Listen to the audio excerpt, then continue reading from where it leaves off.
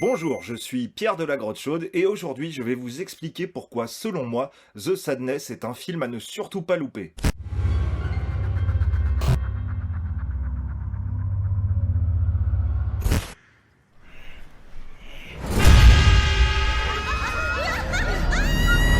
Présenté lors de la 29e édition du Festival du film fantastique de Gérardmer, The Sadness de Rob Jabaz débarque enfin dans les salles de cinéma hexagonales le mercredi 6 juillet 2022. Et si vous aimez le gore, et plus particulièrement les films de zombies, voici 3 raisons de vous ruer dans la salle de cinéma la plus proche pour découvrir ce film sur grand écran.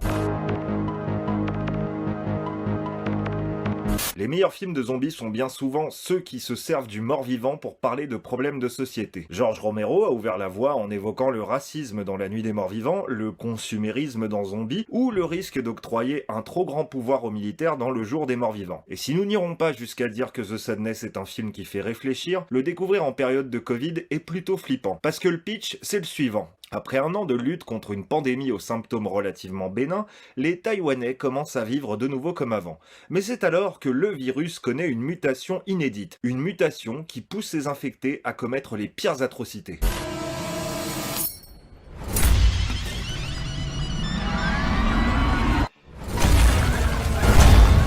Autant dire qu'on n'est vraiment pas pressé que ce nouveau variant arrive jusqu'à nous. The Sadness pourrait bien marquer une nouvelle étape dans l'histoire du film de zombies. En 1968, La Nuit des Morts-Vivants a créé les bases du zombie tel qu'on le connaît aujourd'hui, en introduisant notamment la notion de contagiosité. Mais il a fallu attendre 2002 et la sortie de 28 jours plus tard pour que les infectés se mettent à courir. Et non, on ne parlera pas de Zombie 3.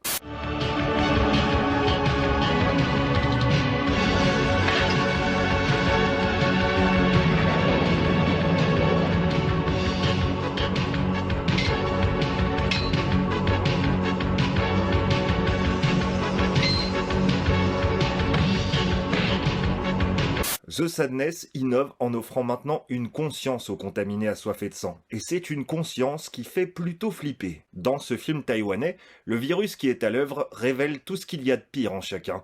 On avait déjà vu un virus qui rendait zinzin dans La Nuit des Fous Vivants de George Romero ou son remake The Crazies sorti en 2010, mais là, tout va beaucoup plus loin. Les infectés ne cherchent pas simplement à bouffer ceux qu'ils croisent, ils sont sadiques, ils veulent faire mal et commettent les pires atrocités.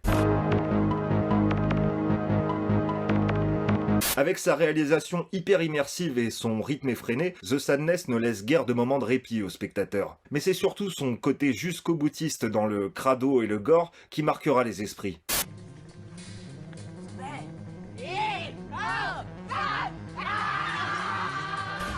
C'est simple, on n'avait pas vu autant de débordements craspec dans un film depuis Serbian Film. Sans spoiler, on peut vous dire que si la scène de l'œil dans l'enfer des zombies de Lucio Fulci vous a traumatisé, elle fait désormais pas le figure face au trauma oculaire que vous verrez dans The Sadness. Brutal, sanglant et rempli de plans qui osent montrer ce que peu de films jusque-là se sont permis de montrer, The Sadness, vous l'aurez compris, est à déconseiller aux âmes sensibles et à ceux que la violence hardcore dérange. Tu regardes quoi là? Oh là là, c'est gore.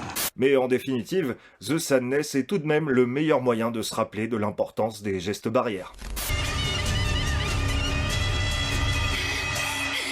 Je te lâcherai pas tant que je t'aurai pas baisé dans tous les sens.